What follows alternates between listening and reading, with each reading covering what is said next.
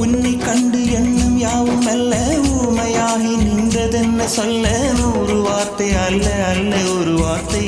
புரியாதா எந்த வார்த்தை சொல்லவில்லையோ நீ அந்த வார்த்தை எந்த கண்களால் நான் ஒரு ஜாடையில் சொன்னேன்னு தெரியாதா புரியாதா